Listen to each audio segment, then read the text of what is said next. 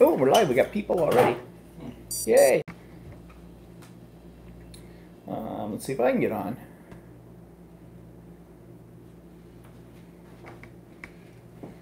There we are. There we are. Okay, once again, I turned that thing down, but it's still up. Okay, so who we got? Kathy's here. Hi, Kathy. And Angela is here. And Jody is here. So, already got 3 people to start with. So, we'll just give it a No, move over this way a bit What? more. You're moving away from the... I don't want to sit near you. Oh, I don't want you to sit near me either. You bite. Bad enough I'd sit next to you earlier. When was that? Well, you were showing me how to... When you were showing me how to thread the surgery. Hi, Mal. Mal's here. Yeah, well, we'll talk about that. It doesn't have a lot of flavor. Oh, thanks a lot. Well, it was that Tropicana stuff, wasn't it? Yeah, we're back in the kitchen, It Glenn. has that, and it has some frozen strawberries in it. Oh, okay. Well, whatever. Well, it has flavor to me. And Glenn says, are you drinking beet puree? Oh, no. No, we are drinking Tropicana pomegranate blueberry juice mixed with Frozen strawberries. And? Raspberry vodka. raspberry vodka. And lemon jello. Oh. So it's bumbleberry. Hi, Anita. This is actually a vintage drink because we were cleaning out my mother's food pantry and stuff in kitchen yesterday at her apartment, and she had a bottle of this stuff. And when did it expire? February 2017. So it's vintage. It was best before So if you drop February dead, 2017. So we dropped dead halfway through the broadcast. You'll know it's the juice. tastes okay. I think that stuff has a was shelf life of sealed. forever. Yeah. Greta's here. Hi, Greta. And Julie's here. Hi, Julie. It was sealed. And Catherine is here. It wasn't fermenting. No. No, it I wasn't. don't think there's probably anything real in it anyway. And we're eating curd, but this time the curd came in a mixed pack of both white and yellow curd, which basically white curd is yellow curd without any coloring in it. Squeaky cheese. Because when you chew it, it goes squeak, squeak, squeak. Because it's very new. Okay, so we got lots of people here right now. So, hello everybody. And, well, what's been happening? Well, I just mentioned about my mother's apartment. So, my mother's doing okay. She got her hair done this week. So some lady comes into the hospital and will do people's hair. And my mother's hair was looking really bad. In terms of that her perm is growing out and she kind of needs some color again in it. But her hair's looking a little healthier. And I think that's because she's been eating things that have protein in them, which she wasn't getting before. Plus my mother's hair is over-processed. My mother has had a perm since, I don't remember when my mother hasn't had a perm in her hair. And color. Last few years, she was going like she was having trouble maintaining it, so she kept getting perms faster than she should have, and her hair looked actually kind of see-through. It did. It looked like it was falling out. Yeah. And most of them in my family have fairly thick hair, so. Now, mind you, if she's getting poor nutrition, apparently one of the first things that you can see is a problem with your hair. Well, that may have been it, because we know definitely she was getting poor nutrition. Well, So she's, ward off. So this lady came in on Friday, and then I was talking to my mother before the lady came, the day before, on the phone, and she says, oh, I don't know if I should have bothered to do that or not. And I says, Mom, what's the worst that can happen? I said, if you don't like it, we can bring you a paper bag. What's going to matter out of it all? Because I said, you want it cut, and you were talking about getting it cut kind of short. My mother's hair is relatively short to start with. And I said, you got to have something that's easy to maintain. You're here in the hospital all the time. You don't have the facilities yet. I mean, when she gets moved into a nursing home, they have hairdressing facilities, and we'll get things all set up so she can be on a routine for that. And if she wants a perm again and whatnot. Although I blame the over-processing partly on her hairdresser. I know my mother insisted to the hairdresser she has this done and she has that done. But I really think the hairdresser should have put her foot down and said, look, your hair is overprocessed. We can't do it as frequently as this. I don't know. At least I think that would have been the way to go. Of course, my mother can be very insistent. Insistent? Or is it persistent? Whatever. About things like that. So, anyways, it looks a lot better than it has in quite a while. So actually, I thought it looked pretty good. Yeah, and it looked like a fuller as well, and Fuller looking. it just looks a And little even healthier. though her hair color is beginning to grow out, I noticed, but Yeah. even that didn't look all that No. bad. Because I mean, the hair color she chose was this like god awful orange color in the first place. But Someone tell me why. No insult to the ladies, but there is this color of red that a lot of women seem to like, and they get their hair done in that color.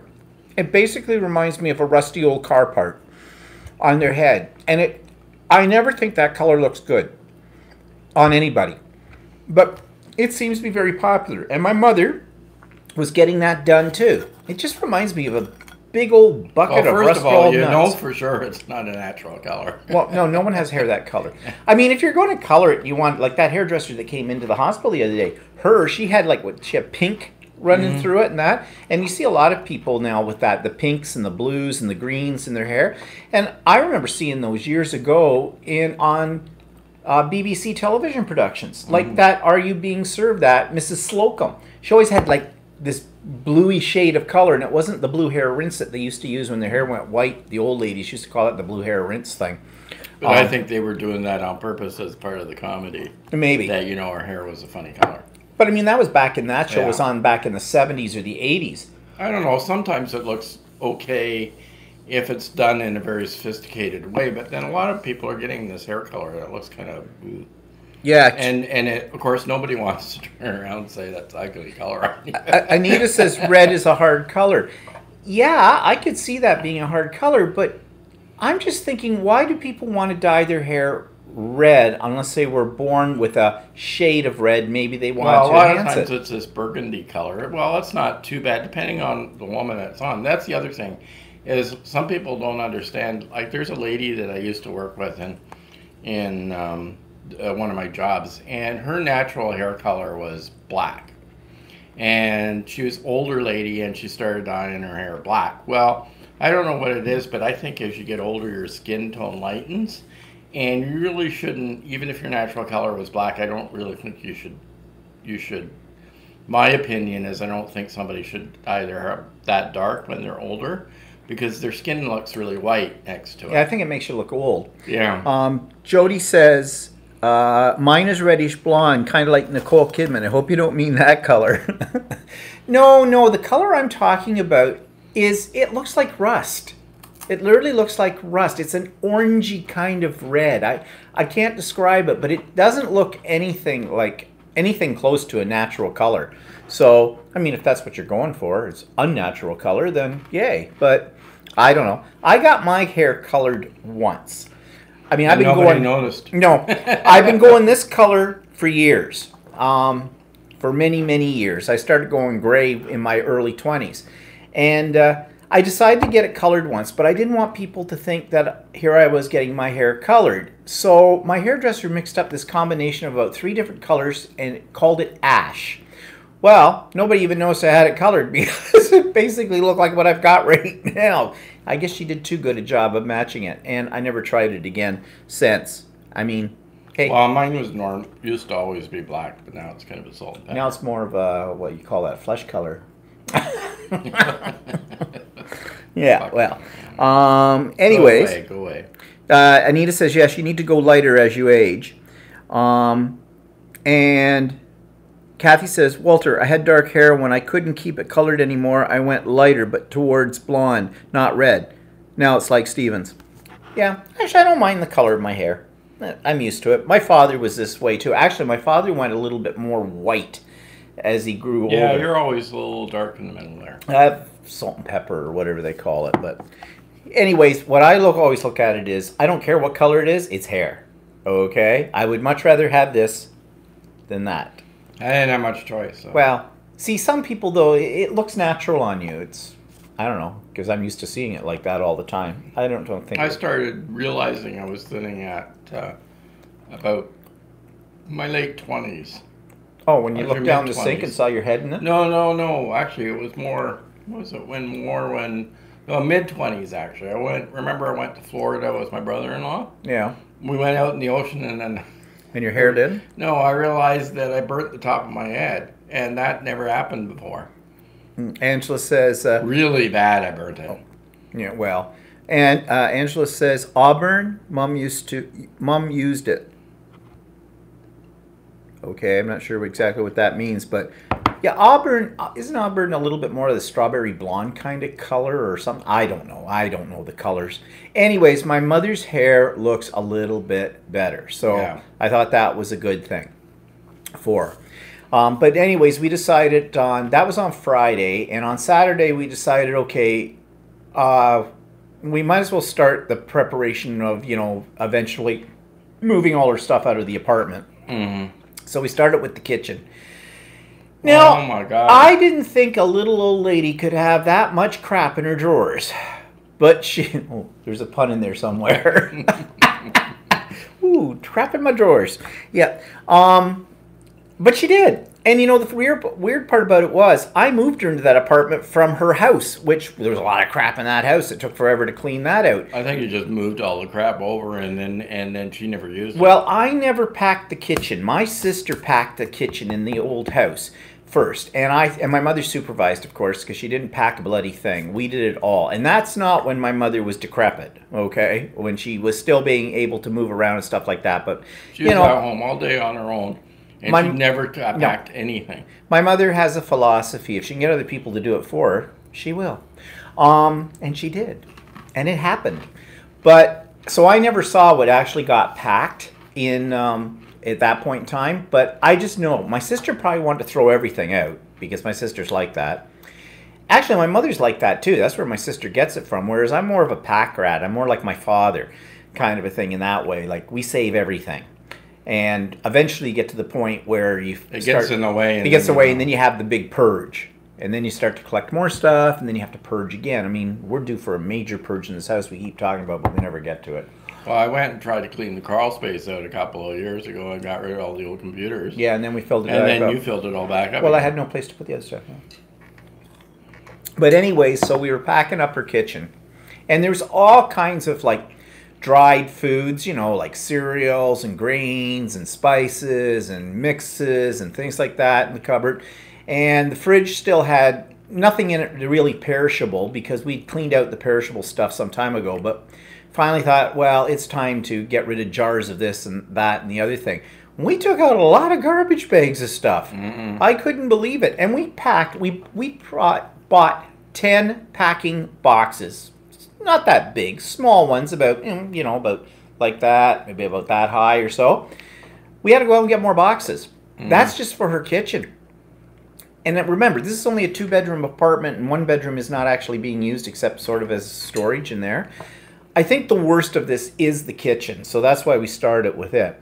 Then I had to wash out her refrigerator because there was something gooey had run down in there. Also, she had a can of mandarin oranges that exploded in her cupboard. Yeah, I didn't know mandarin oranges could explode, but apparently it did, and it was like this black molasses kind of goo. It was probably a vintage can. Well, yeah. So anyways, we brought home with us things that, never go bad. Like she had a box or two of Katie Kraft Dinner. I mean, although that said best before the turn of the last century, no, it wasn't quite that old. That stuff has a shelf life. It'll last as long as like cockroaches and that kind of stuff, in a nuclear holocaust. So, there were some canned items, canned corn, tomato paste, tomato sauce, some soup. Of those cans looked a little wretched, so we got rid of anything that looked a little bit compromised or whatever. We got rid of that. But so there was 2 boxes. Well, there was this stuff that we're drinking right now, this Tropicana, which expired best before. It didn't expire. It had never been opened, and it was sitting on a shelf because it doesn't have to be kept. If it hasn't been broken, if the seal hasn't been busted on this stuff, you don't have to refrigerate it. Once you do, you have to refrigerate it.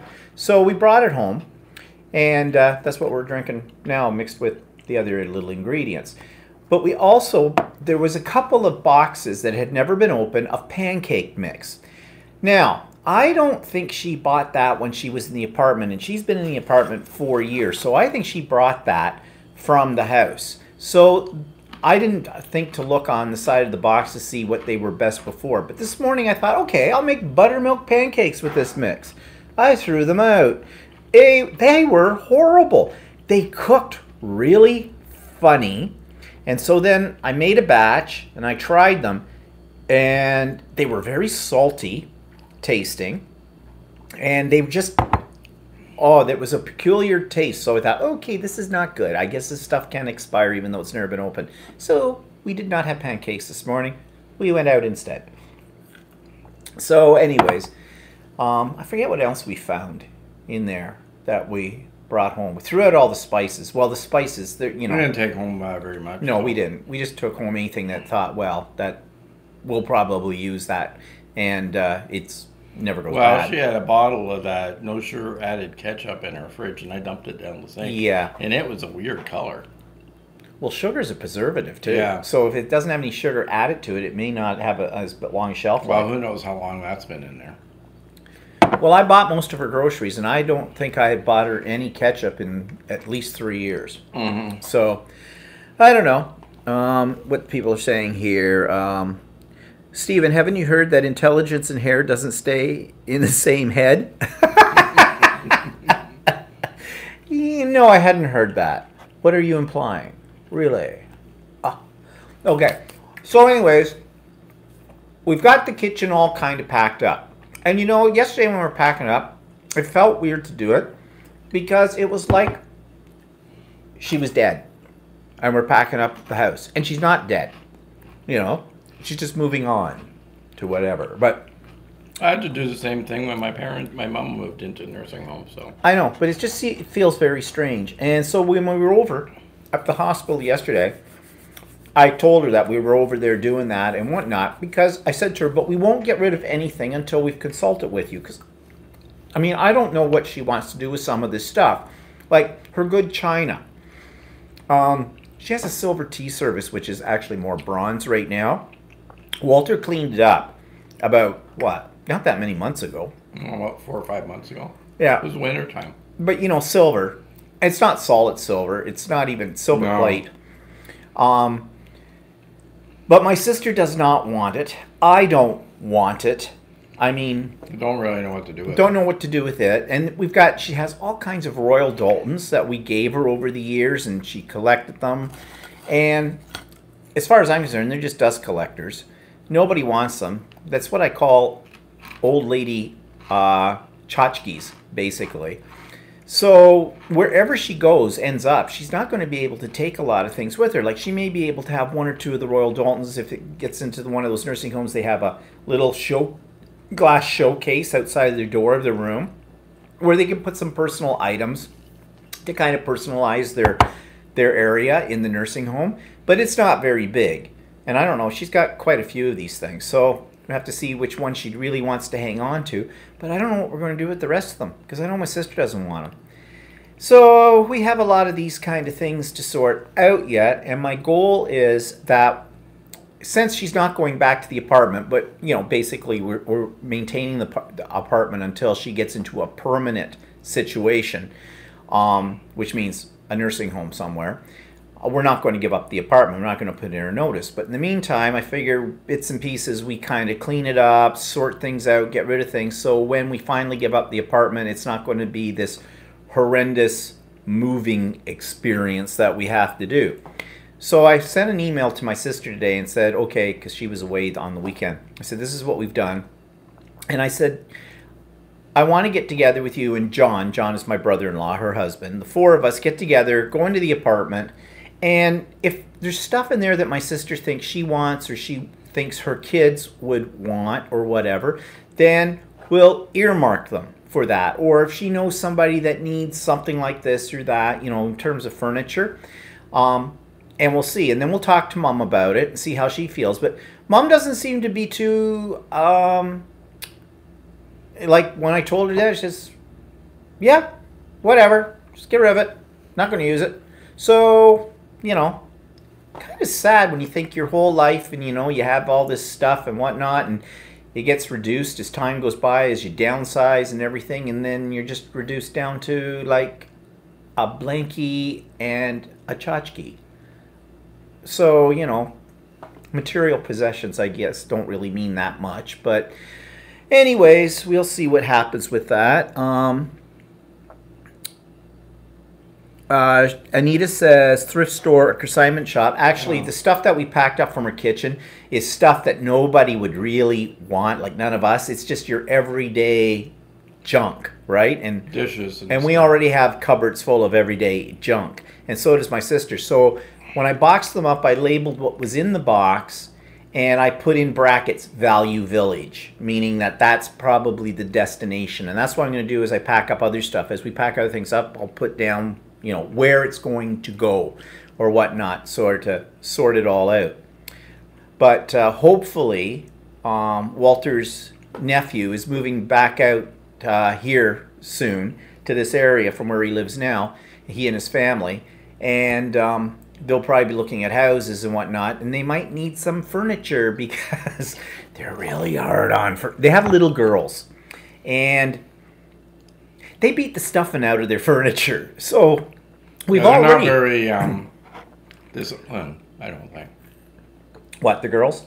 Well, not only that, they're not the best housekeepers. Yeah, that's, you know, they don't get too uptight about bouncing off the furniture or stuff Not like too that. uptight about if the drink gets spilled on the furniture. No. So, which is fine. You know, if That's it's the way their they life, are, that's so. fine. They, you know, life's too short to worry about a I mean, my stain. sister was always, she wasn't really, it's not dirty or anything. Hi, Brenda. Her house has always been a little cluttered, right? Well, her kids are worse. Yeah, well, we've already, they replaced their furniture with the furniture that came from Walter's oldest sister that passed away from cancer back, how many years ago has that been now? 10, 12? What? It's been 12. Has it been 12? Jeez. So they had that. Now get this though, the furniture was pristine because his sister was... Well, not only that, it was white and cotton. white, that's what I was going to say. White, well, off-white cotton. And last time I saw it at my nephew said, What is it, "It's off still black now?" white, but they had worn right through the material. Mm. So the what do you call it? The foam was showing through.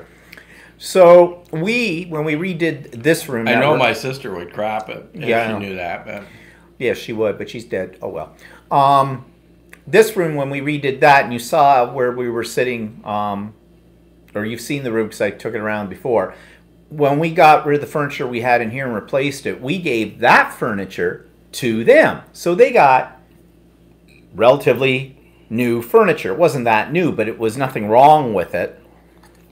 Although there was that one little cushion that you had to turn over one way because Kitty... Kitty kept sitting Yeah, and she... on one side of the furniture, and her claws would get caught in it, and it would Snag. snag. Yeah. So, but So you I'm just flip the cushion They over. didn't really care about No. that because I'm sure the kids. Have So done it. probably now that's the best part of what's left of it.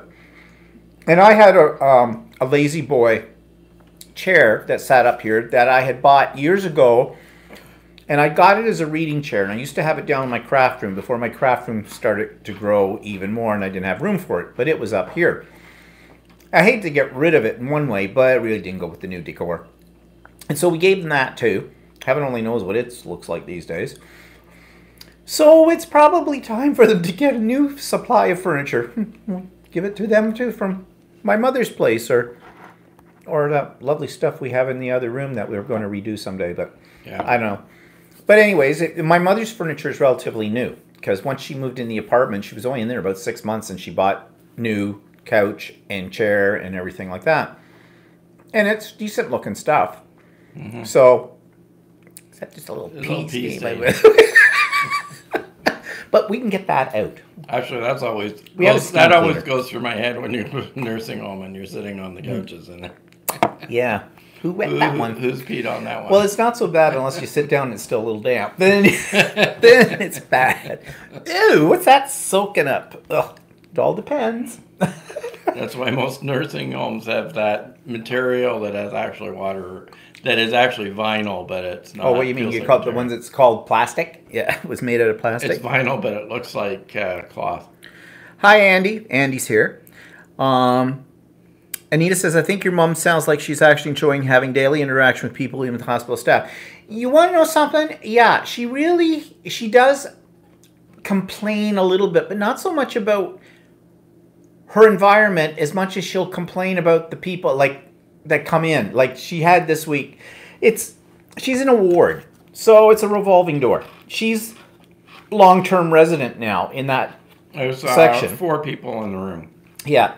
And some of the people have come in have been in either a lot of pain or have, dementia or Alzheimer's, and they scream a lot, and that disturbs my mom. But I figure it's kind of training ground for when she goes in the nursing home with that. But generally speaking, she hasn't really complained. She's adjusted to the food. She's eating more of it now, and that's a good thing. And she's reading like crazy. I mentioned this before, but I had to go out on Friday and get her some more books, and I think that's great. I mean, that's the first she started reading since she moved into the apartment. When she was in the apartment, all she did was watch TV all day, and you kept complaining she wasn't reading. And actually, she wasn't reading initially in the hospital until you actually she actually ended up in the room with all the other staff. And that after that day, when you said that I don't know what's wrong with her, she used to read all the time, and then all of a sudden it's like she initiated to start reading after she heard that. And she's kept up with it. So I know the kind of books she likes, so I just pick up more titles for her. I get them at the Value Village, the thrift store, because, I don't read paper books anymore. I only read electronic. But she can't read electronic. I mean, I've got several electronic readers that I've had over the years because I keep getting them a new one every now and then when they upgrade them to something else. And she wouldn't use one, though. She'd never figure out how to use it. In fact, she even has problem with the TV set they have in the room. I know. Because the TV set they have in the room is basically like an iPad.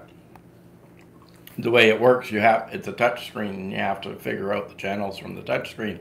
Well, your mother seemed to initially have a problem with actually touching the screen. Yeah, I know. She was thinking that if she could have her finger over top of it, it would work. Yeah. But anyways, and we've solved the problem, or it solved itself, the problem. I think she finally figured out she has to touch the screen. Yeah. But anyways, she's reading, and that's a good thing. I'm glad of it. So I'll keep her well supplied, no problem, that way. Kathy says, sounds like you have made the right choices for her. I'm so glad for all of you. She'll have to get used to when she goes to nursing home. Yeah, there'll be another learning curve. There'll be a lot more people that have dementia there that she'll have to put up with. Yeah. Yeah, that's true. But anyways, we sit, we wait. My sister's getting a little impatient, but I told my sister in an email today, I said, she could be still in there for several more months. We do not know. Well, not only that, she really hasn't been in there that long. No, she's been there 2 months. But really, on the waiting list from there, it's been only a month. Yeah. Because they hadn't released it. And even the nursing home that you put on that has the lowest waiting list, they said 2 to 4 months. Yeah. So, anyways, we just sit and wait. That's all you can do about it. Julie says, I have a Kindle, but I love the feel and smell of a good book. Yeah, I always said I wasn't into electronic reading, like book things. And then I got one, and I've never looked back because the same reason. I liked the feel of books. That is why, as a kid, I wouldn't get books from the library to read because I wanted to own them. That was the thing. I didn't want a used book. I wanted to own the actual book. And now I'm sorry to say that how many books I've actually gotten rid of in the last years. And I got, I took them to like Value Village, like donated them to things like that. But basically then I started cutting up books for mixed media. And before I got into mixed media, that I considered sacrilege to do that kind of thing. But, times change. And I like electronic books. Brenda says, what kind of books does she like? She likes historical romance. She likes murder mystery type of things like that. So and she likes things, you know, about historical people, but in fictional kind of things. There's a series by someone by the name of Philippa Gregory, who does a series of books about Anne Boleyn and Henry VIII and stuff like that. She likes that kind of stuff. So, yeah, so I know what to get her, basically, with that. So that's easy. Let's see. Oh, Linaire, is it Linaire? I'm not sure if I'm saying your name right. Welcome. Hi from cloudy New Zealand. Nice to catch up. You live listening while I get ready for work. Oh, yes. And New Zealand is beautiful, and we've been there, as most people know. Greta says, my husband had to wait in the hospital for 9 months. Yeah, it's a long process. Mel says, I only read magazines and books that I need for my work in electronic form, but all other books must be traditional ones. I love to feel the paper and see the layout and the well-printed images. Yeah, I know the romance of that. Julie never uses her Kindle. She gave it away. And Andy says, don't forget the smell of books and the feel of the paper and texture. Yeah, I know. But I still like my electronic book. And the reason I like my electronic book is I always have it with me, no matter what, because it transfers automatically and keeps up to date on my phone. So I may be reading it on my Kobo, but I can go someplace, turn it on, the Kobo app on my phone, it picks up right where I left off in the other one, and I kind of like that. So I don't have to worry about, you know, if I'm waiting in line for something or in a dentist's office or like that, I've got a book with me. So that's why I like what I like most about electronic books, I think. Okay. And since I don't read books. Yeah. No. Not very often anyway. So anyways, let's see. So on my vlog tomorrow, what's coming up? Do I have any video? Yeah, I have some little bits of video on there. Oh yeah, I'm going to be showing you this and talking a little bit more about it, but this is my Halloween hanging banner, and I don't get into decorating for Halloween, and the only reason I made this is because I was playing around with the embroidery, and I wanted to see what would happen if I embroidered like a block for a quilt and what I could do with it. Well, one thing led to another, and then I ended up doing this quilted. It could be a table runner as well, but actually it came out pretty good, I think, and I did quilt it. I only did walking foot quilting on it, but I'll talk a little bit more about it tomorrow. Today, I started cutting up the material for the bed quilt. You know, the one I keep talking about, but keep putting off. And discovered about half an hour before we started this broadcast that I don't have enough fabric for one of the sections. So Tuesday, I'll have to go over to Ultimate Sewing, and hopefully they've still got that one, because if they don't, I may have to buy about 3 meters of something totally different that'll go in there and recut it. Which I would have had enough, except I listened to one of them in the store. Again, my stupid fault. Remember I told you a story about going in there and saying I needed 2 meters of a fabric for a backing on one of my quilts, and those two of the ladies in there were insistent that I didn't need 2 meters. I only needed 1.3 meters. And I said, I don't care. If I've got leftovers, I've got leftovers. They won't come to a waste. But no, you only want 1.3 meters. So I gave in. And guess what? I needed 1.4 meters. And you might not think that that was, you know, is pretty close, but close doesn't count in cutting up quilts. If you don't have the material to quilt up for it, you got a hole in your quilt.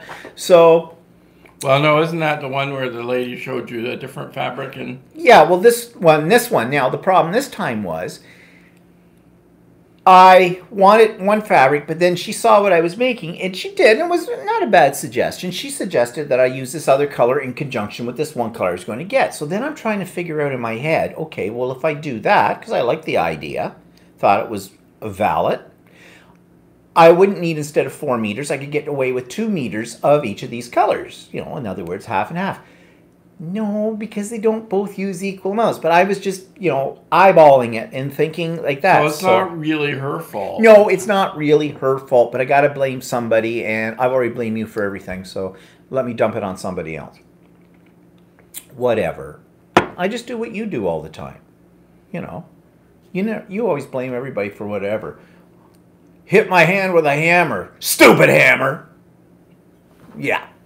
Stupid machine. We'll talk about machines in a minute because Walter was doing things with his newest machine today. But we'll talk about that in a minute. Let's see. Thank you for the compliments on that. Hi, Maggie. Boy, I wish I could get your machine. Andy says, yeah, it's a nice machine. It's very nice. And Anita says, don't listen to them anymore. I mean, meaning the women there. They've got good ideas and everything. It's just, I should have been a little bit, not this time. That was really, like Walter said, that was really more my fault than theirs. It's, I should have, I'm still not sure how to figure out the math. To figure out exactly how much you need of a fabric. They give you guidelines on patterns. But the problem here, too, is this in this country. Those patterns are written in imperial. They're written in inches, feet, yards. When you go to the fabric stores here, you order fabric by the meter. So you're trying to convert in your head between the two. There's 39 inches in a meter. There's 36 inches in a yard. So when you get an instruction that says you need 1 1/4 yards, 36 inches in a yard. A quarter of a yard is 9 inches. 9 and 36 is 45 inches. 45 inches, if there's 39 inches in a meter, is, yeah. You see the problem? Well, the problem is here. We're metric, but the problem is that we buy a lot of stuff from the United States. And it's all in yardage. So here they sell everything in meters. United States, it's all in yards. Yeah. So it gets very confusing and complicated. It'd be easier if everything was just one. Yeah. So maybe I need to get a really good app for my phone that does conversions like that. But the other problem too is it's not just as simple as saying, okay, 1.5 yards of material equals this amount Maybe in there's an meters. app that's called the quilt calculator or something. Maybe. Well, I've got something on here, but I can't figure out how to use it. There's mathematical formulas they use in calculating how much material you need for various parts of it. And I really need to sit down and look at them a little bit more closely because that throws me every time. And I tend to either overestimate and get way too much fabric, or I underestimate like I did this time. Yeah. And then I'm hoping they've still got that pattern. Well, that's what she threw you off that day. She did, because I didn't expect. I thought I had this all planned out, and then she threw a wrinkle into it by suggesting, and I liked her damn suggestion because it was good. I will get this quilt made, come hell or high water. It's now a challenge. But today I was hoping to get all my pieces cut and everything so tomorrow I could actually start assembling it. Nope, that's going to have to wait a couple of days because I got to buy more of this stupid material. Well, I still got to cut up another set of material as well. But anyway, such as life as a quilter. So, just seeing what people are saying to me. Those ladies have, Catherine says, a technique to conserve fabric. You're cutting it differently. Yes, that's another problem. It's like when you made your clown pants. Well, what? Shirley did. She cut the material. That wasn't my fault. That was Shirley's fault. She cut the clown pants material. I wanted the stripes to go horizontal, not vertical. Or no, go vertical, not horizontal. We did. Yeah. Because everybody knows horizontal stripes make you look fat. Doesn't matter. They were clown Well, it pants. doesn't matter. You wouldn't wear them anyway. Well, you'll be making some clown pants well, soon. who knows? Maybe I will be. Who knows? Yes, well, she's got it on there. No, she doesn't. It's not on there. I thought it did. I thought it said yes. It said one thing was elastics Yeah. and stuff like that, and the other one said a T-shirt and stuff. I don't know. Maybe it's not. clown T-shirt's pants. okay. Yeah, whatever. What are we eating and drinking? Raspberry pomegranate vodka slush and curds, tzatziki, and Ritz chips. Okay. And Tracy says, I went thrift shopping to buy a steel pot to dye fabric in. Geez, too bad you didn't live closer, Precy. I could have got you a lot of steel pots. They're now boxed up going to a thrift store. Has Walter started his bag yet? Oh yeah, I finished it. We should I'll go my get your bag. That sounds rude. Walter's going off to get his bag. In the meantime, talk about the open house at Ultimate Sewing, which was yesterday. They have an open house in the spring. Well, no, actually, more like in about January or something. And that's when they reveal all of their classes coming up for the next season. And Okay. oh, you got your bag. Here's my Walter's bag. And it's lined. And I helped. So, I haven't used it yet. Hasn't got shoes to go with it yet. So anyways, we went down yesterday because you basically, Walter wanted to take some classes because my new serger came. I'll be talking about that I thought I'd give it a try. tomorrow on my vlog, and I'm probably doing an Idiot Quilter episode on the new serger. And does it do anything different from my old serger? Not really. Sergers are sergers, but the one thing that does differently is it threads itself. And if you've ever owned a serger and ever tried to thread it, you will know why I was excited about this. So Walter has the other serger, which The one that doesn't thread itself. yeah, which was, you know, my sister-in-law's serger, the one that we mentioned before about the furniture and who's dead.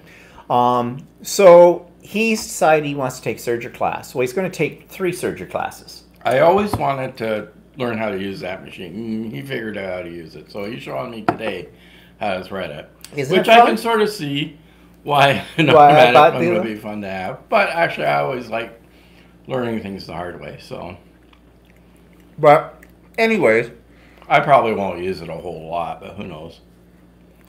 you'll probably do better on the garment sewing than I did because you have sort of a knack. I have I guess I have a little bit more of an interest to garment. Not that I would actually sew anything, because nowadays you buy things a lot cheaper than you probably make it. You can make us custom underwear. Yay. Yeah. You know, the kind of underwear you see in the magazines that you wear and you have a 6-pack and, you know, you're like svelte.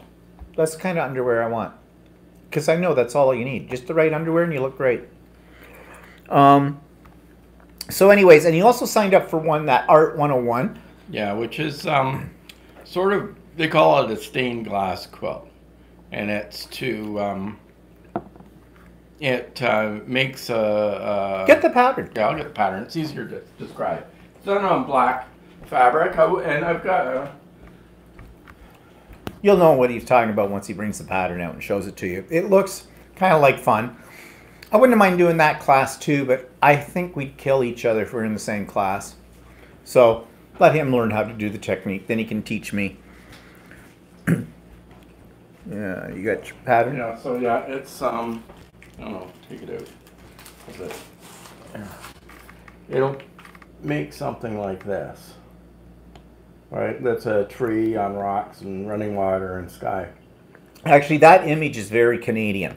It's a very like Canadian-like painting. So my idea was, I was going to, actually I bought the pattern originally because I wanted to first try and make it in actual stained glass. But I think I ended up doing it the other way around because they offered a class in these patterns. So I thought I wouldn't mind doing it and then do it in cloth first, and then maybe later on make the same thing into an actual stained glass panel, and then I'll have the cloth one and a stained glass panel. Of course, it'll look slightly differently because it won't be able to match colors, but No, well, this technique too is not completely quilting. It's No. applique. It's a, you know, if you're familiar with what applique is, it's a different kind of sewing. And a lot of people are really into applique. In fact, So actually, that kind of interested me. So I haven't really tried applique yet. I've kind of been thinking about giving it a try, but I don't know if I... well, I'm not sure if I'll like it either. Well, we'll but- find out. Well, you don't know until you try these Well, things. no, eh? it can't hurt to learn something new, right? People are saying... let's see, I'm just looking here. They like the pattern. Nice design. Stunning, Walter. That looks difficult. Well, What will actually- be the finished dimensions? What does it say the finished dimensions are? It's 33 by 41. So it's a sizable for a wall hanging. It's meant as a wall hanging. I mean, the stain. If I do a stained glass version, it won't be that big, because No. it's that would be a big piece of stained glass. So. Julie says applique is very addictive. So I've heard, because the lady that's teaching that is also the owner of Ultimate Sewing, and No, she's isn't. not teaching that, is it? Karen that's teaching Yeah, it. but she does applique too. Like 'cause Yeah. she has told me about it, and she says it's really a lot of fun. Anita says, Stephen, will you be helping the store out with the computer things? Wow! Maybe. Maybe. Here we go. This is a Okay. good story. Yeah. So Okay. Just a sec. Let me So I said it was the open house this weekend. You have to get there before the store opens because the ladies will start to line up, and it's sort of dog eat dog. But what I did, which is what I did the last time, was I created a form. They don't put out what the classes are going to be until around 4 o'clock in the afternoon on Friday. The open house was on Saturday, and they're closed at 4 o'clock. And I still not absolutely sure why they do it this way, but they do it this way. And so they send it out as an email, and you go into the store, and then you have to sign up for the classes. But they have a lot of classes, but the classroom's not very big. They can only handle about 8 people in a full class at a time. So it's kind of competitive. So it's first come, first serve. So what I did to make things a little easier, you see in the store, is you fill out a form with the name of the class, the date of the classes, that kind of stuff, your name, your telephone number. Well, when I saw that back when I did some classes back in the spring, I made my own little form with all that information on it. My idea was, when we walk into the store, I'll be there early enough to beat the crowd, walk in, give the slip to them, bang, away we go, put it through the cash register, paid, got my classes, don't have to linger in there. And that's what I did this time. But this time got even more of a bonus, because one of the ladies that works there, we were there, the store opens at 10, we were there at about 5 after 9. We were the first there in line. In fact, we had the car parked right bang in front of the door. And heaven help anybody that tries to cut the line when I'm there. I did have a little go with one woman. We'll talk about that. So we're sitting there waiting. Well, one of the store people came in earlier, and I said to her, "Hi, Trudy." And it's a big joke because they go in, they lock the door, right? And we're all standing outside. And I said, "Hey, can I give you my little slips?" Because she's the lady who writes everything out, and they have a little code that they have to put beside each thing, which you don't have in the booklet. It matches it up in their cash register system, which Walter's going to tell you a little story about that in a minute, with the course, okay? And she said, I figured she'd say, "No, I can't do that until the store opens." She says, "Yeah, sure, I can take those." Well, we were the only ones standing there. So. Yeah, at the time. So she took them. So when the store opened at 10, now there's these lineups. And there was this one lady, and nationality-wise, she's either was Scots or she was English. I'm not sure which. which. In the UK. So. Anyways, I hope none of our English friends are on here, and we have lots of English friends, but the English, how do you put it, are very pushy and don't take shit from anybody, okay? So I said to her, we're here first, back of the line, behind me, lady. Well, she was giving me this. I said to her, "You talk to the hand because the face is not responding." No. And the whole bit, actually, it was done in fun, kind of a thing. But she was kind of, she could dish it out. So anyways, so we had all that filled out. So when we walked in, we just walked right up to the cash register. Shirley had the slips. Bing, bing, bing. $300 later, you've got your courses and the whole bit, and away we go. And because it's chaos in there. Yeah, wow, it was chaos. It's not a huge store. I laughed at him going early, but... I told you why. You have to. You snooze, you lose. It's as simple as that. So, anyways, when we got home and later last night, Walter's looking at his bill for the 4 classes he signed up for. And now, take over. Only one of the classes showed up correct. The other 3 classes were classes that I wasn't planning on taking. So, and the owner is the one that keyed it in. So either the person writing down the codes got it wrong, or the owner put it in wrong. I think the person who wrote the codes down wrote them wrong, or she didn't program her cash register properly. Something got screwed up in the technology. So, and anyways, if I had a problem, then other people would have had the problem. And poor Shirley will be now his stuff came up. Mine came out okay.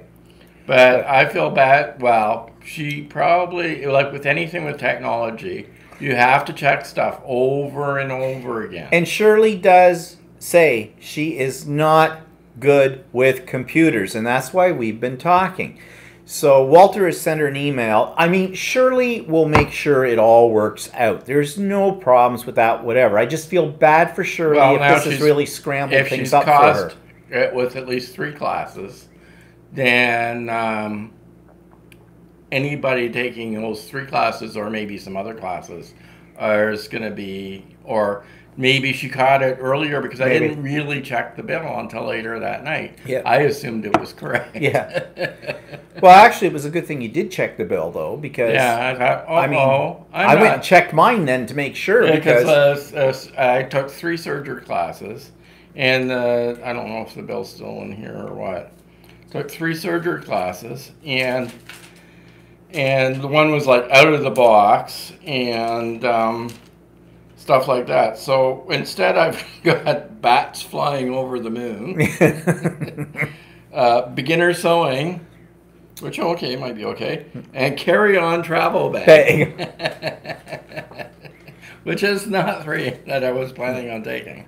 So plus, one of them is a $10 overcharge. Yeah. So things are a little muckied up. So hopefully, maybe this was more isolated. I don't think it was, but she's going to be pulling her hair out a bit. Yeah. You get that. But Shirley is really good. She will make everything right. But anyway, so I took 4 classes as well. 2 of them are using the embroidery machine. And although I've pretty much put it through its paces, I'm sure there's stuff that I can learn from that. And then I'm taking one on doing a modern quilt. And then I'm taking one on making a bag.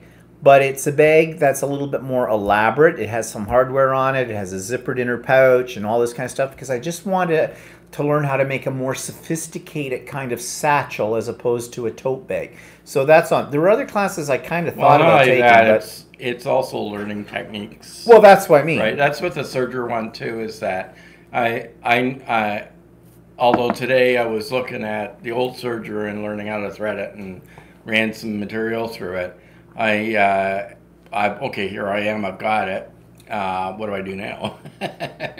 Well, there's a lot of things you can do with the serger. Like if you want to make a quick tote bag, it's really easy. If you want to make napkins, that's why I did serger in that. We need more napkins. But I wanted, actually, I was thinking of making a, you know how I did those crazy placemats, the crazy quilt style placemats. But I was thinking I could use that same technique to use up scraps in my materials to make napkins as well with it. Because you can never have too many napkins. But you can also make gifts and things like that. Like I'm looking down the road because, you know, after a while you get so much of this stuff. How are you ever going to use it up? So I'm starting to get myself in the mindset that I'm going to start giving things away. I still want to recover those chairs in the dining room. So well, if we take my mother's dining room table, there's 6 chairs on there that have to be recovered. Because, hello, the 80s called, they want that material back. I recovered them a long time ago, our chairs, like 35 years ago. Yeah, I know. Yeah, and they need to be recovered too. Yeah. A lot. So, to answer your question, Anita, where you said, will you be helping us store it with computer things? Maybe. Maybe. Because right now, she's interested in me doing this, especially when I talked about, you know, we could establish a YouTube channel as well.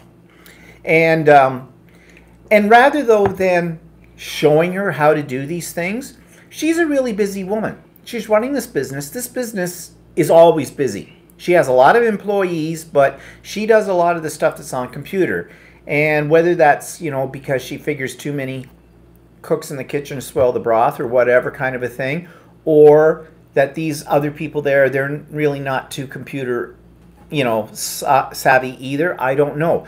But I think what I'm going to do is I'm going to offer for her to basically do her computer stuff. See, because I don't have to be in the store to do that. I can do that from home. And she's got her computer right set out in the middle of the floor of the store kind of a thing. And if she's working on something, everybody has to walk past that desk and they're going to ask her questions. And that throws you off too, especially if you're somebody that's really not comfortable using some of the technology, or you're trying to learn something new. All you need is a lot of people to keep interrupting you throughout your day, and you never get anything done, and that's when mistakes happen as well. So my suggestion is, I have the ability, I have the equipment, and I have things that I could do even more than she's even really thought about doing for the store. And I work cheap. So she wanted to get, of course, through this past week, because she was prepping everything for this open house, and that kind of takes up a lot of her time. And as you've just heard, I think it's a bit frustrating too for her. So maybe late next week or whatever, now once we find out what she's doing, how bad the problem was, we're going to sit down and I'm going to say to her, what are your computer needs and what can I do to help you out? And I work cheap. I work for fabric. And then, speaking of this on the side, I'm also going to bring up something to her. This was actually Walter's idea. Last year they had a retreat, and we were in Australia at the time that they had it, so I couldn't go. Of course, I had just started into quilting, so I don't know if I would have gone anyways, because I would have felt a little, you know, overwhelmed by something like that. But I really do want to try a retreat. So I mentioned this to a couple of the ladies as we were leaving the store yesterday about when, you know, are you going to do a retreat in the spring and stuff? And she goes, oh yeah, but it's filled. I went, what? It's filled? And you're not doing it till the spring of 2019? What's with that? She said they asked everybody that were there last year if they would like to do it again, and they all said yes.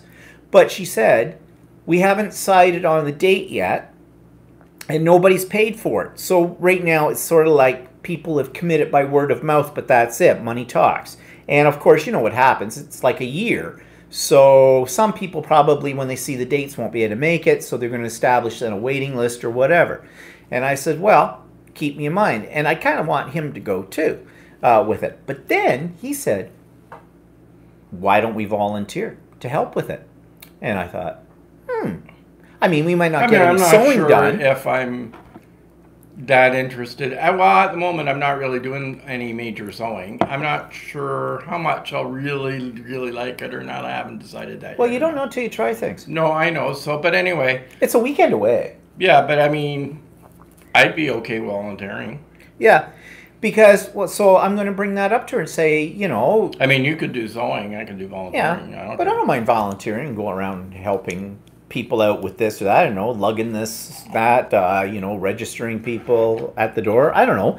Maybe they have, I don't know if Shirley actually has some things up there that she sells or whatnot. I don't know. But, you know, might as well ask. What the heck? Could be fun. Plus, well, I don't know what I was going to say. We'd probably be the only men, but not necessarily, because there are some other men that do some quilting that come to that store. Actually, there's a older gay couple. We saw them yesterday. They're mean gays, okay? They're like the mean girls in school, at least because they see us and they stay away from us. They won't even come over and speak. And I've run into them a couple of times over in the store, and it's like they're oblivious. They just move right on. And, you know, quilters are really nice people for the most part, but they're mean gays. So, you know, I don't know. Maybe they're not. Maybe they're shy. Gay people shy? No, not in the books.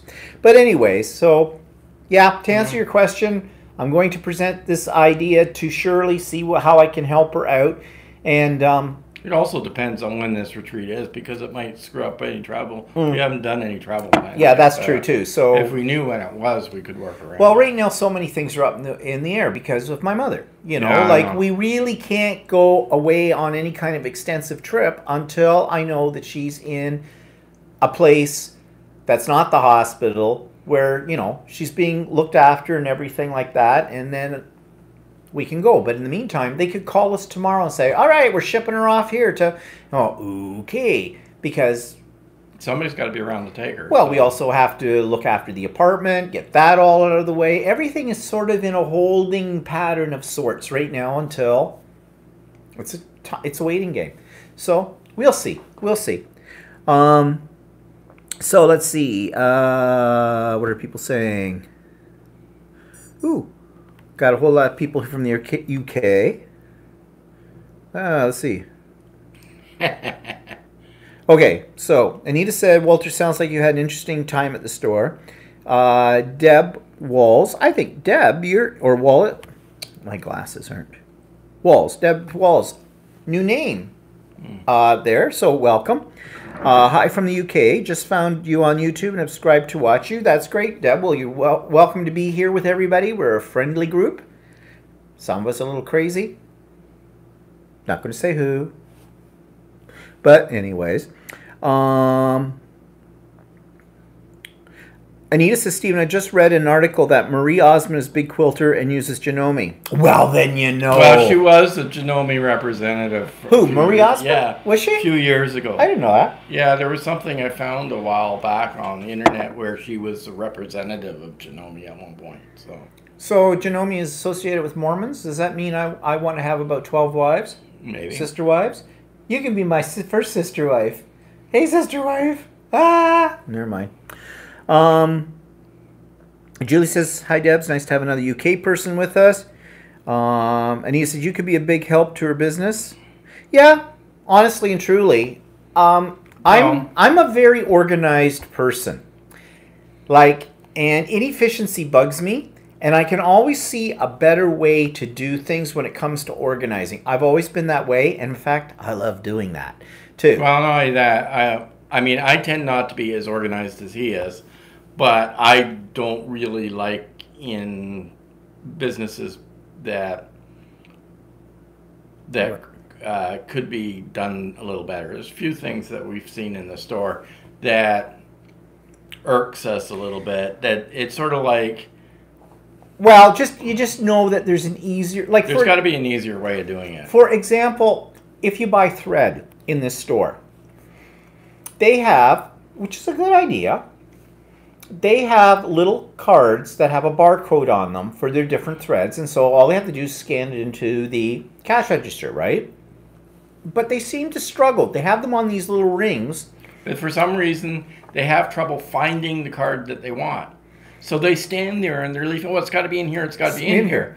And it's like it's almost random. So to me, there's got to be a better way of organizing that so that they can find it quick.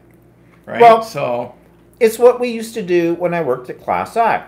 We had certain things like ribbon in that, which were kind of hard to put an actual price sticker on them. And we sold it by the yard or something like that. So what we had was an 8.5 by 11 sheet where we had printed out the barcodes, because you can do that through these cash register. And we put them on 8.5 by 11 sheet, all the different barcodes, and the name of the product was right there. In fact, I'm the one that did it. And then all you had to do was go to that sheet in the binder that we had under the desk and scan it. I just realized something. What? I bet you Shirley doesn't know how to do a table. No, I don't think she does. We were talking about that earlier. But anyways, this is the kind of stuff. So, you know, it would be easier to use. I think I think one of the reasons they have trouble with the rings, I've never looked at them, but I've said, put them in alphabetical order. Well, the thing is, on a ring, they're not in alphabetical order, but it depends on where the card is. Depends on where you start. Yeah. Plus, Yeah. I didn't see what size of the type is on them, but the name of the product, sometimes these barcodes, you can print it. That's what we get in the store. It would print the name on top of the barcode of the product as well as the number. But it was so small, it was almost impossible to read. especially with, the ladies that work in the store, like Some of them they're are mature. or older, yeah. They're mature, And so their I'm eyes, sure they my can't eyes are read spout. as well as. So, I mean, there's little things like that but I'm used to using computers for all kinds of things. Plus, I said to her too, I have a lot of technology that could work for you in the store. I mean, I've got the Cricut and the Brothers Scan and Cut and another Cricut. And I have umpteen million printers, that do various things in different formats. I have die cutting machines, all the craft things that I have as well, which could be used for signage, for whatever. There's lots of possibility. And I have the time with it. I don't have to learn this stuff. I know how to do this stuff. Whereas she's, not familiar with it, and the learning curve can be steep. And she does a lot of other things. And I also don't think she really enjoys doing this kind of thing. Yeah, I think that's part of the problem. Like, I mean, she's doing it because she has to do it. She knows how to do a little bit of it, but then, but she doesn't enjoy doing it. So, yeah. Julie says, "Do you make lists, Stephen?" I have lists about lists. Actually, it's funny. If we have a dinner party, he makes a list on the fridge as to what we're having and what order it is. Well, not that. It's the agenda for the evening. Yeah. When we throw a dinner party, we have it scheduled. In fact, my friends know that, and they will look, and what are we doing next? And they go to the fridge and sign the list. Get out of here. It's supposed to be a surprise. But I do have lists about lists. And I have file folders full of lists. I have lists in the notepad on my phone. I have so many bloody lists that I'll never get to everything that's on the list. But yes, I've always been a lister. I have a daily agenda book. It has lists of what I'm doing that day or what I'm playing. I tend to, even when I was at work, I had a series of things I needed to do, but I often didn't write them down. I just sort of, okay. And that's why you forgot. Well, I never forgot. See, that's the teacher in me, though, too. There's so many things going on in a teacher's day that if you don't write it down, you will not remember. And believe it or not, there's a lot of teachers I work with that never wrote anything down and never got things in on time they were supposed to be there. They would be sitting on assignments for kids for months to the point where the kids had forgotten they'd even done that assignment and stuff like that. So, you have to have lists as far as I'm concerned. Jody says, I host 3 retreats a year. Money talks, and folks tend to say, yeah, I'll go but cancel, so there's always a chance you can get to the retreat. Mm-hmm. When folks RSVP on my website to go, it takes them to PayPal. Yes, money talks. And, same problem we had at Class Act when I was working there. People would sign up for a class, but Carol wouldn't necessarily take money right on the spot. And then she had to change that policy because what was happening was they wouldn't show up. And that could have been a spot for somebody else. Mm-hmm. And so then she started, basically put your money where your mouth is. And she still had people who wouldn't. And I said to her, you got to be tough. You tell them the cancellation policy is simple. If you don't show up, there is no refund. But then you get what happens if it's a special circumstance, like a death in the family or illness or something like that. So then you have to do it on a but then what one-to-one basis. What qualifies for that? And then the other thing is, then you got people lying to you. Yes. Like, oh, my grandmother died, right? And she died 5 times. Didn't she die 5 times last year? Yeah. Like they're just like the kids at school. Same reason. The dog ate my homework. Which dog? Well, I don't know. Yeah, 4th one this month. So I don't know. I think part of the thing for Shirley at Ultimate Sewing is with the open house, she's trying to be fair because she has limited space. And I think she's trying to give everybody a fair shake at it. But we've sort of been talking, and I'll spare you the information on here, but we've been talking about possible other strategies that would make maybe her life a little easier and still be relatively fair to people at the same time. But there may be some other reasons we don't know for the way she does things now. So she's got a lot of experience. Yeah, in her business. We're looking at it from the outside in type of thing. Yeah, there's no what do you call that on Shirley? No flies on her. No flies on her. She knows exactly She what knows she's what doing. she's doing. She's, and, you know, and like she's been in the business for probably about 25 years. So I'm sure that she's been through a lot of different scenarios over the years. And right now, this is sort of semi-working or not working for her. I do think that she has some problems with technology, and well, she admits to that. she may also have some problems with deadlines. Yes, yeah, that's the killer, the deadlines thing. But you know, I look at it this way.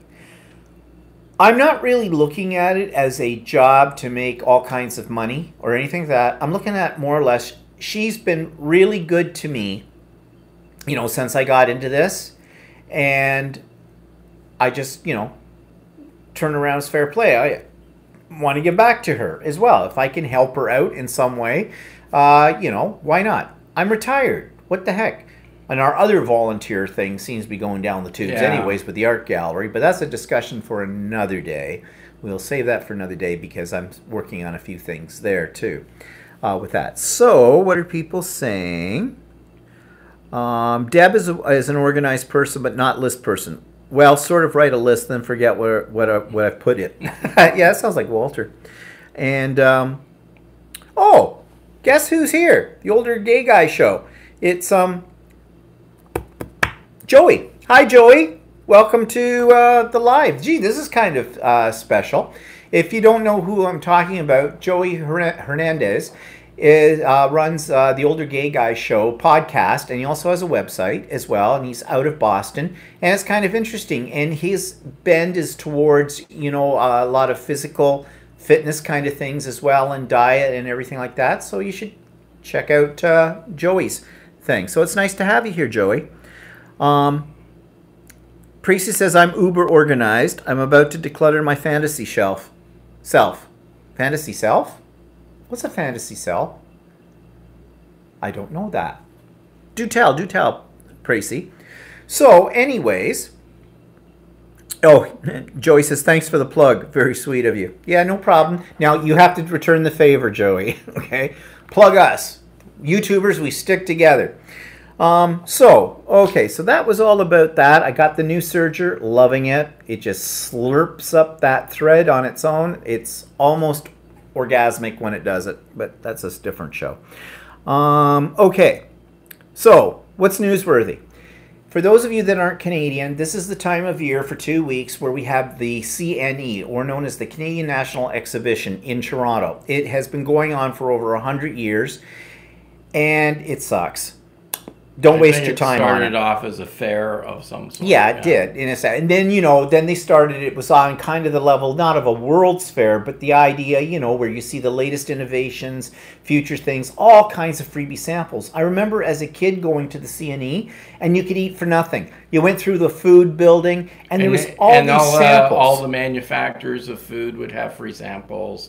And then they had a technology show where they had the latest TVs and the latest this and that, you know, and automotive building with the latest cars and all this other stuff. Well, now all those shows have become separate shows. You have the automotive show in February. Yeah. You have the technology show somewhere else, and you've got that. So what it's down to is that instead of having shows, the whole place is like a giant flea market. So you pay whatever it costs to go in there. You have to pay an admission price, and I think it's well over $20 a person. Yeah. And then they have carnival rides and games, and then those cost you a small fortune. And food costs you a small fortune. So if you were a family and you were going to this, if you were a family of 4 and you were taking the kids there for the day, I would think that it would cost you well over $200 to $300. Probably Easily. By the time you buy food and do everything, and this is not Disneyland. And we went the last few years, and every time we've gone, we've said, "Well, why did we do that?" Mm-hmm. Now they do have around Labor Day. They usually have an air show. Yeah. Right? So some people go there to see the air show. You don't necessarily have to be on the CNE grounds to actually see the air show. No. You won't hear the announcements. No, but you won't hear them talk. I've been to the CNE before on the air show day, and I can't hear the announcements because they have VIP seats. That's right. That they get, yeah, so you pay extra for this VIP seating, and that's where you can hear the things better. Yeah. Otherwise, it sounds like Charlie Brown's teacher. Wah, wah, wah, wah, wah. Yeah, so personally, I don't feel it's worthwhile going. No, well, this year they've had a little problem because they have a strike. And they have a strike line in front of the main gates into the CNE. I'm not really sure what the strike is about, except I think it has to do with the people who do a lot of the maintenance and setup and takedown and, you know, for the equipment and the staging and everything else that's done in that. And they've been on strike since about July the 20th. And so their attendance is down for the CNE this year because of this, because people don't want to cross the picket line. Union people. Union people. And people that are on the board that runs the CNE will not negotiate with them at all. Well, I don't know what's going to happen after the fact because the CNE only runs for 2 weeks. This next week is the start of the second week. It ends on Labor Day. That's it. So there's no sign that they're going to have a contract and get back to work. So after the CNE's over, this union doesn't have any pull. No. Left for much of that. So I don't know. But it's just typical. And it's the CNE is just a money grab now. It isn't what it was in its day. Maybe it's okay for kids because they have rides and stuff like that, but that's about it. But the rest of it's not really worthwhile. No. So anyways, Tracy says, fantasy self is all the stuff you fantasize you will fit into, hobbies you will get to, or other stuff you fantasize you are, like sports stuff or treadmill that collects dust. Oh, okay. Yeah, I have a few of those, I think. Anita says, oh, that's too bad, but we see the same thing here with different things. Yeah. And Deb says, what's person of interest, Kathy? Person of interest, Deb, is you send me information about yourself, tell us what your hobbies are, maybe something about where you live, as in, you know, the area, that kind of thing. Send some pictures of some of your artwork or your hobbies, anything really at all. And I will put it together as a short little video clip, and I usually present that on my vlog, which comes out every Monday of the week. And lately we've been a little lax on that. And also I still have that idea about, and I haven't done anything about the technology yet, people, about doing Skype interviews with people. But it's just a way to get people to know each other. And it's by no means anything. It doesn't have to be elaborate. It can be very short. Don't worry, there will be nothing negative about it. I'm not putting this up to make fun of anybody or anything like that. It's just to showcase other people, because otherwise all you're going to hear about is me and Walter on this. But we're still looking into technology where we could actually do multiple cameras and the whole bit, but you already know the story of that. And, well, obviously we're still stuck with a reversed image here. So what more can we say? And 931 Thumbs, which I don't know who 931 Thumbs is. Hi, 931 Thumbs. If you're new, you're welcome here. And if you have a name you'd rather be called by, let me know. I'll write it down my little list. Have you tried a crumb quilt? Yes, I have. And I've made one. And actually it turned out pretty good. And I showed it on here. And I've got it in one of my vlogs. And I'm not sure what vlog number that would be. But tomorrow I do vlog number 82. So it's probably in around vlog 72, 73, something like that. So that'll be in my back catalog of stuff on YouTube, so you can see it there. But yeah, and it was a lot of fun to do as well. It's a great way to use up your scraps. Precy says, Stephen, I'm too lazy, so I've vlogged an email to you. I'm uploading it now, and I'll email it to you. Okay, that's great, Precy. Thank you. And what's for dinner tonight? Andy wants to know. Tonight, we are not slaving over a hot stove. We went to a grocery store called Farm Boy, which is sort of a trendy, gourmet-y type. And they tend to have a lot of organic stuff. Yeah, and we got a thing of gazpacho, which is cold Italian soup. Which is made there, and it's very good. And we're going to have a Caesar salad with it and garlic bread. So it's going to be really easy. Not only that, it's a hot day today here. Mm-hmm. It's 31, and it's very humid out. Yep. And we did have earlier this week. Got a mouthful of cheese. Are we out? Yeah, we're out. Oh. Done. Oh well. I made Mongolian beef in the Instapot. And it turned out really good. Did you like it? Yeah, it was very good. Okay, good. Good answer for that. Yeah, and it was a good recipe. I just happened to come across It was fine. on the internet. Oh, bite me. So that was with the Instapot. So the Instapot's great because the meat that I used in it too was kind of on the tougher side, and it took 12 minutes. Well, you had to sear the meat first in the Instapot. 12 minutes plus time to heat the pot to heat up. Yeah, so let's say total it took really in prep and everything, half an hour. And it came out great. So, Deb says, okay. We'll put something together of my card and 3D project crafting. Only been crafting a short while, but we'll try to put something together for you. Thank you, guys. That'd be great, Deb. I look forward to getting that. And then I'll put it together as a video clip, and away you go. You will become famous. Because we have hundreds of thousands of people that watch my vlog. Not. Okay. If you believe that, then send me money. And Anita says, it's starting to feel like fall here in Ohio. I just bought mums for the yard today and fall decorating this week. Because it's still hot here. Yeah, it's very hot here. Which is not unusual. Not unusual, no. For this time of year, but not always usual either. I'm not complaining. It'll get cold enough. Yeah, all of a sudden well, it's September and it'll get cool. Yeah, you'll hear the leaves suddenly go. One day you'll look out, the leaves will all be orange. Next day you'll look out and you've heard this sound. Because they just hit the ground in one fell swoop. Okay, so what's pissing Walter off this week? Anything? We covered inefficiency. Yeah. Stores that don't stock stuff. Oh, yeah. You know, he went looking for some T-shirts this week, undershirts. And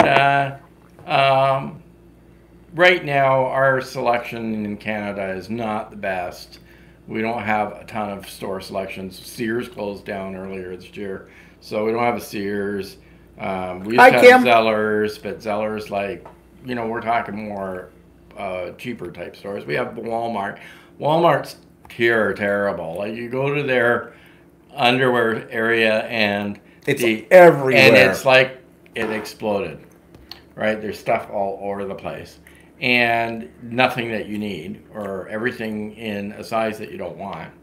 And so he ended up having to order them online. Yeah, I've never ordered any kind of clothing online before. But guess what? From now on, when I need T-shirts, I'm just going to order them from Amazon because I got them at the same price that Walmart sells them for, and I got them in a day.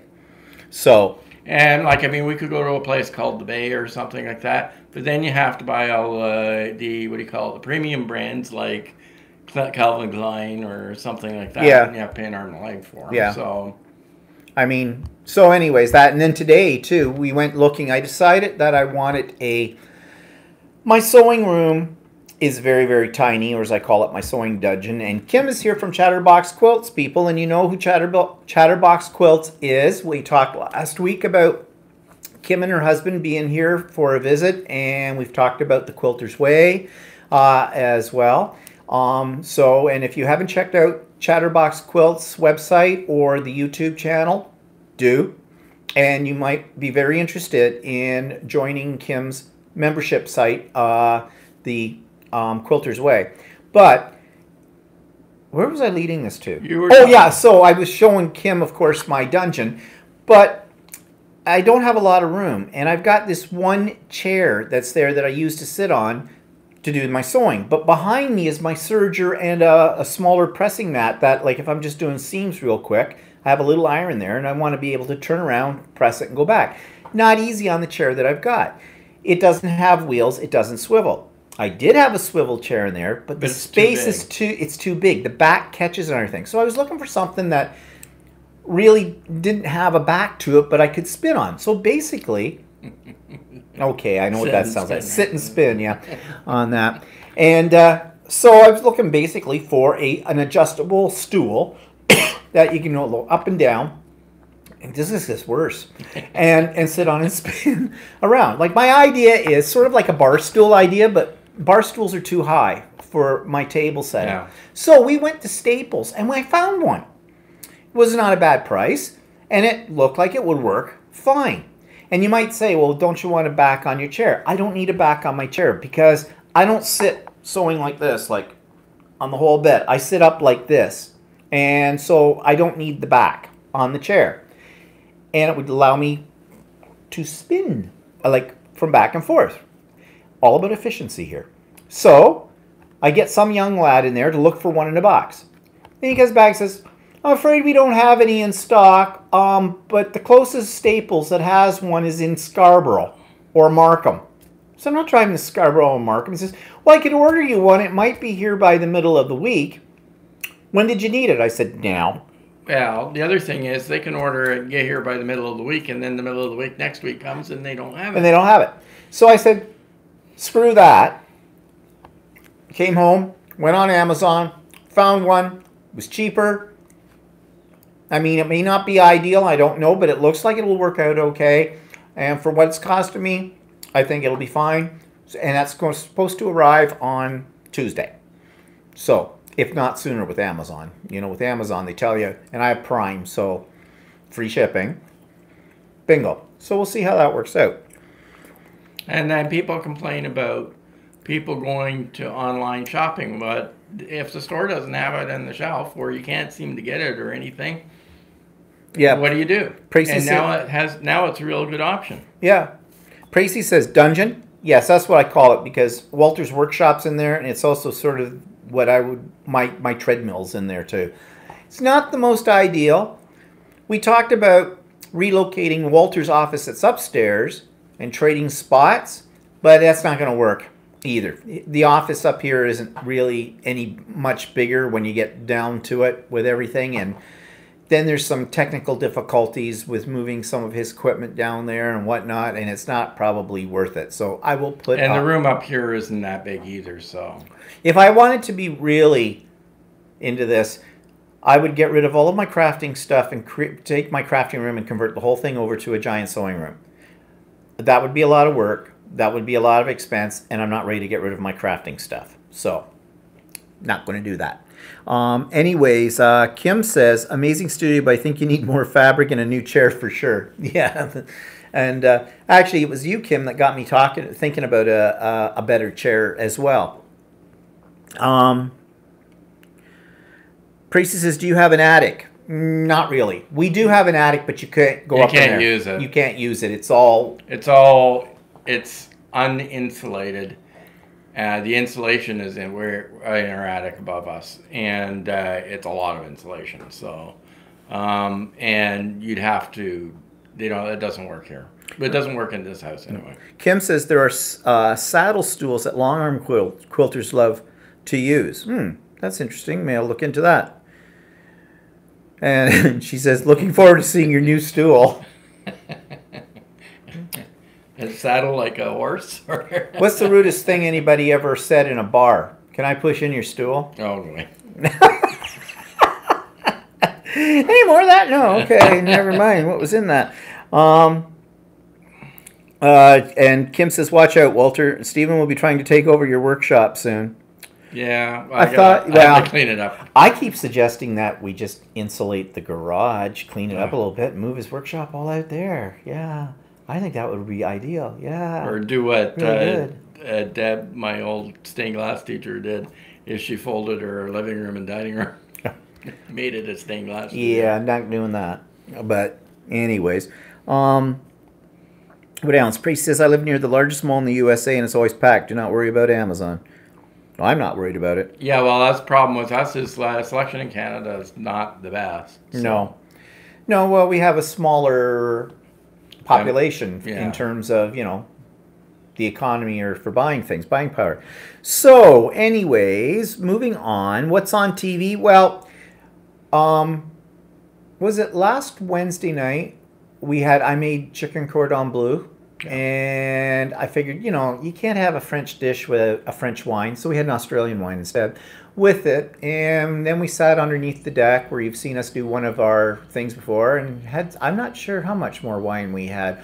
All I know is the next day I slept in, and never sleeps in. And the rest of the day was kind of like, I just want to lay on the couch and rot. So I decided to watch a documentary series about the pyramids called The Pyramid Code, and it was kind of interesting. And that's how I wasted away the day in Margaritaville. And I haven't really been watching anything new, so... No, we haven't been watching... I'm still watching that show, that older show called Carnival on Crave TV, which I really like.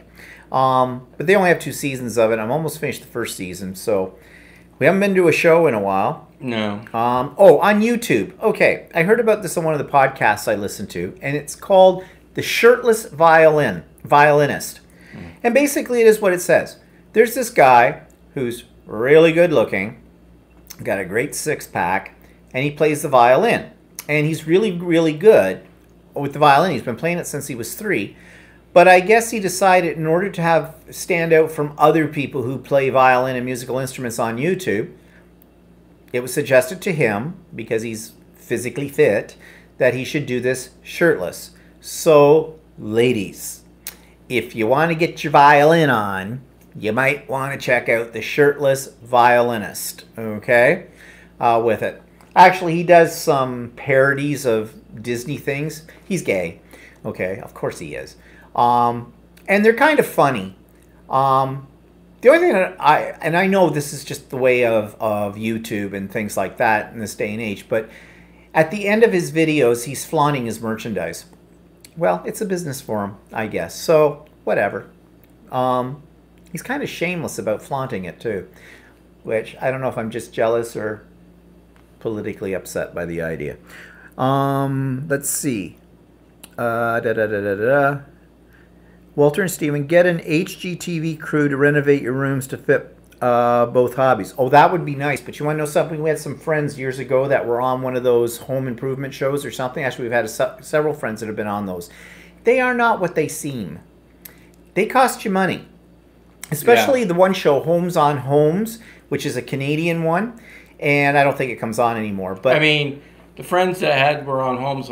They did a $160,000 renovation to their house. Now they had to pay about $16,000. They had to pay 10% of it to get it done, and they make it look like you get it done overnight, but in the show, but they had to move out of their house for 4 months. For 4 months. And then they were sworn and then secrecy. On the show it says magically it was done overnight. Yeah, right. And same with we had an HDTV. I don't know if it's still on, a Canadian version called Trading Spaces or something, where you got 2 couples and they went over to one couple went over to the one house and remade the other house type of thing, and they were on that, and the same sort of thing happened, and then like I mean they did get more value out of it than what they had to pay into it. But it was not an overnight thing either. No. It was something that took 2 or 3 weeks for it to... Yeah, and they didn't do the work themselves. No. They would film them doing, like, putting up a strip of wallpaper or with a paintbrush in their hand down, and then cut, and in the crew came and did the rest of it. So yeah. And the thing was, too, you have to put up with what... They do. They make it sound like you're making some of the decisions, but you're not. They make all the decisions, and so you sign a waiver that says you're taking your chances. And not only that, you also sign a waiver that you cannot complain about what gets done, and you can't say nasty things. And you can't say nasty things about them, and you're not supposed to give away their secrets either. No, but they did. Yeah. Afterwards, that's how we know this stuff. I'm just looking here. Oh. Jody says, Walter, didn't you recommend Safe? She just finished episode 6. Yeah, actually, I did watch that. That was pretty good. Yeah, I didn't watch that. No, that's a British one, and it has the guy that plays in Dexter. I can't remember. Oh, I don't know. I never watched him. I can never remember his name. And it was actually pretty good. Yeah. I watched another one, too, and I can't remember what his name. Oh. Well, I don't know. You watch all these things late at night when I'm asleep.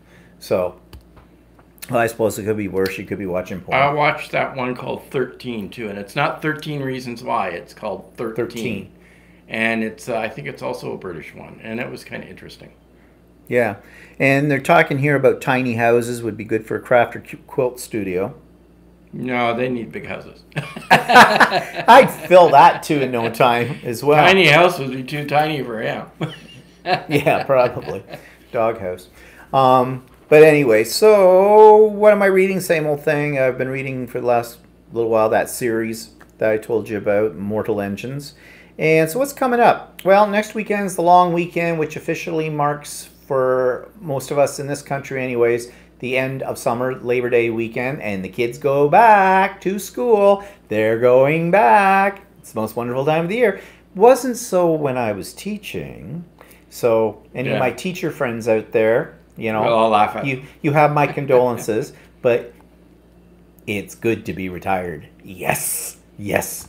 And I just like the fact that now you can walk down the mall once the kids are back in school and not be having to trip over those little rugrats. And now you just have to trip all over the old people.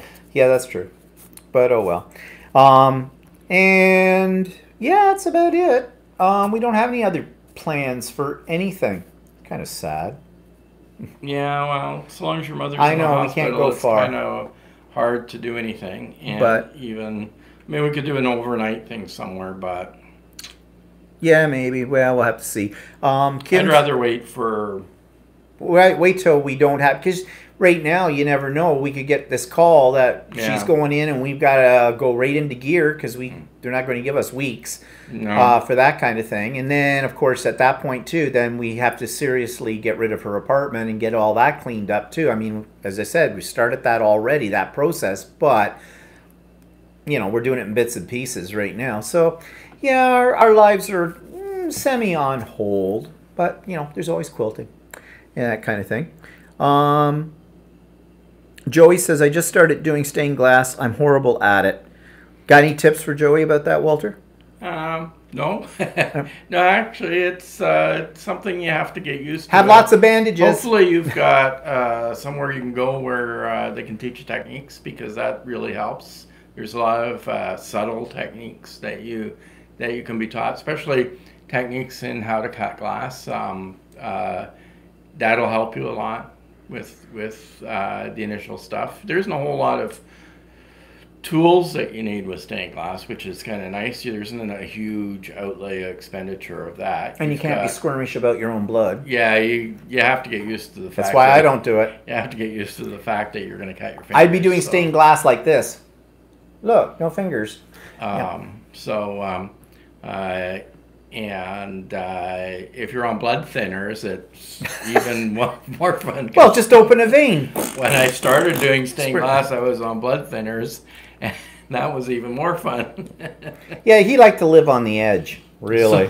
But anyway, you get a decent grinder and some tools and stuff like that, and you should be fine. Yeah. Selecting the glass colors can be a bit of a challenge too. At first, it's sort of like selecting fabric or paper crafting, stuff like that. You know, with stained glass, you want to get the right colors. Yeah. So, Andy says, did your sister enjoy her time at the cabin or at the cottage? Yeah, I guess. I don't know. I haven't really been talking to my sister since she got back. She's busy with her work. She's busy. Her daughter is going to Guelph University next week. They're taking her up on the weekend, get her settled in there.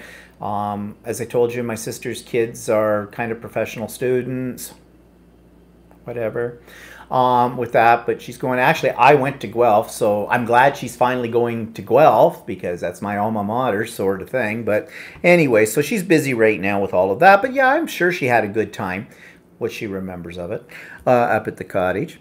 Mel says, could we have some live what is all about crafting and mixed media? That would be nice. I'm not sure if I understand exactly what you mean, Mel, when you say, could we have some live?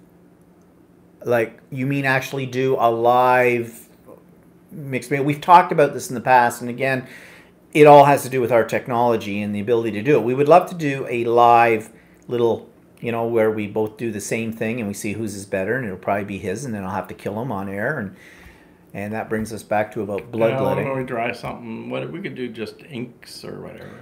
Yeah, we could do that. But I mean, like, what I mean is, if we do it live, we can do it live, but the camera's going to be facing our hands. You won't see us. Although I did think of a way I could get maybe around that, but it would mean moving. Yeah, we'd have to move that. You might make people throw up. I don't know. Maybe we should just give it a shot and see how it works out. Yeah, whatever. Maybe we should do that. Maybe next week we will do that. We're keeping it in mind, Mel. Tracy says, Stephen, are you the one who told us about the electric seam ripper? I was. Toy of the week. Loved it. I've got it on my Idiot Quilter site. Didn't know such a thing existed.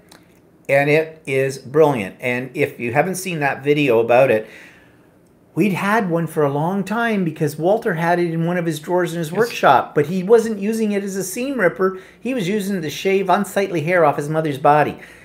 I don't want to say any more about that. I just had a visual. I got it for her in the nursing home because she had some hair growing places she didn't want to grow, right? So, yeah. And it's actually a shaver, right? It's a trimmer, hair trimmer. And it looks exactly the same. Yeah, mine's a different company, but it's the same. But it's same shape, same design and everything, except mine has Wahl on it, WAHL, and it's silver color, and he's got one that's pink. Mel's complaining. Okay. She says, Walter and Stephen live show about crafts and mixed media has been so much about quilting lately. Yeah, so what's your point, Mel? Tell us what you really think. Okay. Yes, I know. It's been all about quilting because I am obsessed with that. And you're right. I should do a little bit more on the arts and crafts. Now, I did put up a video last week showing a crap video, Creative Recreation and Play, where I was playing with magazine transfers on a jelly plate. Of course, that wasn't live with that. That's on there. But okay, Mel, just for you because we like you. All right. We'll try that next week. We'll try that next week. We'll see how it works. It'll be an experiment. We'll have to do something that doesn't need to have a lot of drying time.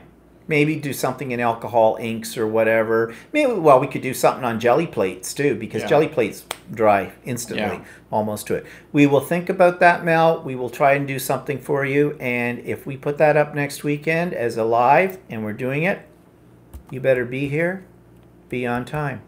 Because if you're not here and we do that, we will come to Finland, we will find where you live, and we will make your life miserable. Uh-huh. See a smile? No. Serious? Uh-huh. Let's have another drink. Anyways, yes, Mel, we will do something. Anita says I'm cracking her up. Okay. I know you're not complaining, Mel. I know that. Kim says book page folding maybe sometime. Oh, that was a one-off. When I did that one, that was a complete experiment, and it was a one-off. I have never done one again. They're a little bit more complicated than you would think to do, and they're kind of a time consumer. But never say never. Who knows? Who knows? Maybe. I just had an idea in my head, so I better put it on a list or I'll forget it. We'll see. And she says, yeah, there's a challenge for you. 931 Thumb says, I'm usually here. I'm Carol from Pennsylvania. Oh, okay. Great, Carol. Thank you for letting me know what your real name is, because I feel kind of funny calling you Thumbs. And that's Carol. I'm just writing this down, people. Bear with me. Talk among yourselves. I'll give you a topic. No, I won't. How do you spell Pennsylvania? Just put Pennsylvania. It's like Transylvania. Yeah. And Tracy's got something. King of Prussia. I'm not sure what that is. Love your mall. Mall of America. I don't know. Somebody else talked about Must have been another. Oh, maybe that's it. In teacher mode, I see. Yep, yep. And Kim, she's a secretary at an elementary school in Calgary, a French immersion, I believe, and she's got to go back to work too. So, anyways, I think that's about it, and that's our time. We're getting longer and longer, I swear, with that. So, anyways, that's our time. Next week, we'll try to do something a little bit different, and we'll see how that works out. And so be sure to tune in. I hope everybody has a good week. Enjoy what's left of the summer, and we'll see everybody next week and my vlog tomorrow. Bye-bye for now. Bye.